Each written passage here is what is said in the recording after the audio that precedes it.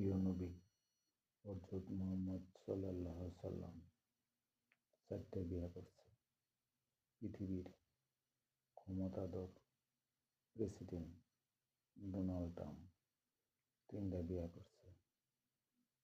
বাংলাদেশের প্রধান উপদেষ্টা 2টা বিয়ে করছে। তাহলে বাংলাদেশের পুরুষ একটা বিয়ে করবে, এটা আপনারা কোথায় পেয়েছেন? বাংলাদেশের পুরুষকে কমপক্ষে 4টে বিয়ে করার অনুমতি দেওয়া হোক, তাও আবার গেজেট আকারে। আমার সাথে সবাই একমত পোষণ করে, তাহলে মেয়ে লোকের গ্র্যাভিটি কমবে।